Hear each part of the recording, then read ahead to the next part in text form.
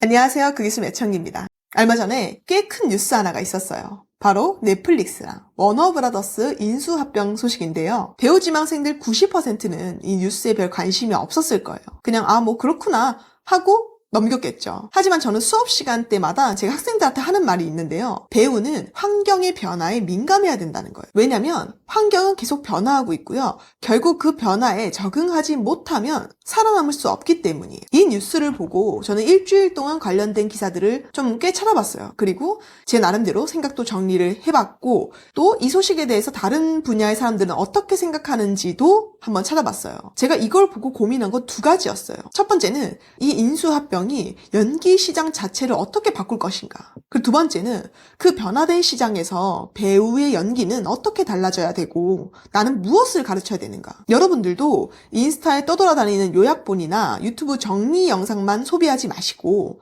사실을 기반한 내용들을 좀 찾아보면서 여러분들의 생각을 키우셨으면 좋겠어요. 저 또한 제가 했던 고민과 결론을 공유 드릴 테니까 그걸 들어보면서 여러분도 여러분 각자의 생각으로 한번 확장시켜보면 좋을 것 같아요. 먼저 워너브라더스부터 한번 얘기를 해볼게요. 워너브라더스는요 102년의 역사를 자랑해요. 그렇기 때문에 막강한 IP를 가진 회사죠. 해리포터, DC 코믹스, HBO 드라마, 고전, 영화, 애니메이션 전 세계 사람들이 다 알고 사랑하는 명작들을 보유하고 있어요. 쉽게 말하면 워너브라더스는요 근본이 있죠. 102년의 역사가 있으니까. 반면 넷플릭스는 어때요? 자수성가한 케이스잖아요. 비디오 가게로 시작을 해서 오늘날 OTT 시장을 이끄는 기업이 됐어요. 만약 이러한 넷플릭스가 워너브라더스를 인수하게 된다면 넷플릭스는 자신들이 가지고 있는 약점을 완벽하게 커버하게 돼요. IP, 브랜드 파워, 그리고 넷플릭스가 지금 갖고 있는 스튜디오 운영 능력, 워너의 제작 능력, 이게 더해지면 콘텐츠 제작, 유통, 플랫폼 모든 걸 다 장악하게 돼요. 그래서 100조 원이 넘는 금액을 들여서라도 워너브라더스를 가지려는 거예요.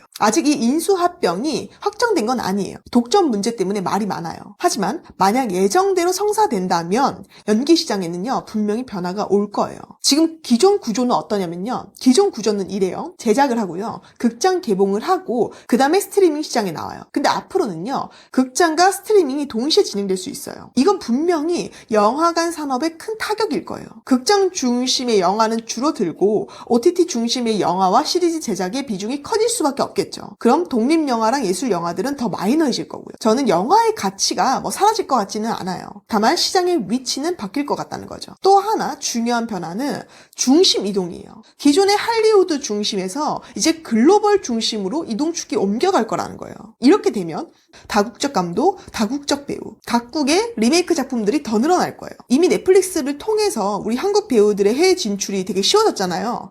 이제 여기에 워너브라더스의 IP까지 더해진다면 한국 배우가 DC 영화, HBO 드라마 이런 것들에 출연하는 일들이 지금보다 더 자연스러워지고 많아질 거라는 거죠. 넷플릭스는요 이미 한국을 확실한 흥행 보증 수표로 인지하고 있어요. 그래서 이번 인수 이슈는 한국 연기 시장에서는 위기이자 기회가 되겠죠. 그렇기 때문에 할리우드와 한국 합작의 어떤 프로젝트의 기회들이 많아질 거고 한국 배우와 감독들의 글로벌 캐스팅 기회가 많아질 거고 창작의 기회는 많아지고 배우의 활동 반경도 넓어질 것 같아요. 다만 극장 산업의 미래가 조금 불투명해진다는 점이 아쉬운 거죠. 만약 시장이 이렇게 변모한다면 어떤 배우가 살아남을까요? 이 변화된 시장에서 어떤 배우가 기회를 얻을까요? 저는 한 5가지 정도로 요약을 해봤어요. 1번 글로벌 시장에 맞는 배우, 2번 프랜차이즈형 배우, 3번 클로즈업에 강한 배우, 4번 액션에 강한 배우, 5번 개성이 강한 배우. 5개를 다 갖추면 최고겠죠. 하지만 하나만 독보적이어도 충분하다고 생각해요. 혹은 2-3개가 중 이상만 돼도 경쟁력은 생기겠죠. 5가지에 대해서 설명을 덧붙여보자면 첫 번째, 글로벌 시장에 맞는 배우. 그러니까 영어를 포함한 다국어, 그리고 다양한 문화권에서 통할 외모와 분위기를 가진 배우를 얘기하고요. 두 번째, 프랜차이즈형 배우는요. 어떤 장르를 떠올리면 자동으로 생각나는 배우를 말해요. 예를 들면 지금 액션과 코미디 이런 것들을 생각했을 때 마동석 배우가 딱 떠오르죠. 어떤 장르와 역할을 떠올렸을 때 그 배우가 먼저 생각이 나고 대체 가능한 배우는 잘 떠오르지 않아야 돼요. 세 번째, 클로즈업에 강한 배우. 극장의 경우 큰 화면, 그 다음에 원테이크가 매력이에요. 하지만 OTT는요, 클로즈업이 많아요. 그렇기 때문에 미세한 감정 표현이 중요하죠. 작은 표정 변화로 많은 걸 표현할 수 있는 배우한테 유리하겠죠. 네 번째, 액션이 강한 배우. 피지컬과 액션 수행 능력은요, 대형 자본이 들어갈수록 더 이 가치는 올라가요. 특히 클로즈업에 강한 것과 액션이 강한 것이 결합되는 배우는 캐스팅 확률이 더더욱 올라가겠죠. 5번째, 개성이 강한 배우. 독특한 분위기를 갖고 있거나 한 번 보면 얼굴이 잊혀지지 않는 배우. 독특한 분위기나 독특한 외형, 개성 강한 연기 톤을 가진 배우를 말해요. 저는 앞으로 이 5가지를 기반으로 수업과 티칭을 강화할 생각이에요. 모든 걸 다 가르칠 수는 없겠죠. 하지만 시장을 읽고 가르치는 것과 과거의 방식만 고수하면서 가르치는 건 완전히 다른 결과를 만든다고 생각해요. 아직 인수합병이 확정된 것도 아니고 시장이 바뀐 것도 아니지만요. 이러한 화두가 던져진 김에 대비를 한번 해보는 거죠. 그럼 막상 변화가 와도 당황하지 않거든요. 제가 여러분들한테 한 가지 당부를 드리자면 이 영상을 보고 조금 급발진해서 영어학원부터 등록하는 일은 하지 않았으면 좋겠어요. 언어가 중요해진다고 해서 일본어든 영어든 중국어든 막 배우려고 할 수 있는데요. 여러분 잘 생각하셔야 될 게 지금 여러분들한테 중요한 건 영어가 아니에요. 한국어, 모국어예요. 한국어로 자기 생각을 자유롭게 표현할 수 있어야 돼요. 그걸 표현하지 못하는 배우가 영어를 잘한다고 해서 좋을까요? 영어가 경쟁력이 되려면요.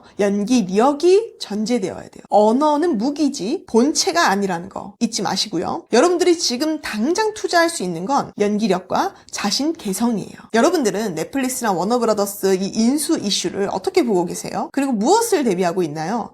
변화를 놓치지 마세요. 생태계가 어떻게 변하는지 항상 촉수를 세우고 있어야 돼요. 그래야 도태되지 않습니다. 그리고 이러한 문제 제기를 통해서 기사도 찾아보고 다양한 분야의 전문가들의 생각도 보면서 여러분 자기 자신의 생각을 키우고 그냥 상상해보세요. 상상하는 건 돈이 안 들잖아요. 시장이 어떻게 바뀌지? 그럼 난 그 속에서 뭘 해야 될지 이렇게 생각을 해보시는 거예요. 마음껏. 찰스 다인이 이런 말을 했어요. 생존하는 것은 가장 강한 정도, 가장 똑똑한 정도 아니다. 변화에 가장 잘 적응하는 종이 살아남는다. 이 말 꼭 기억하시고 여러분들도 저도 이 시장에서 끝까지 낙오되지 말고 도태되지 말고 우리 한번 끝까지 살아남아 보도록 해요. 2026년에도 한번 열심히 달려보자고요. 오늘도 정말 수고 많으셨고요. 그럼 우리는 다음 주에도 유익한 주제로 만나 뵙겠습니다.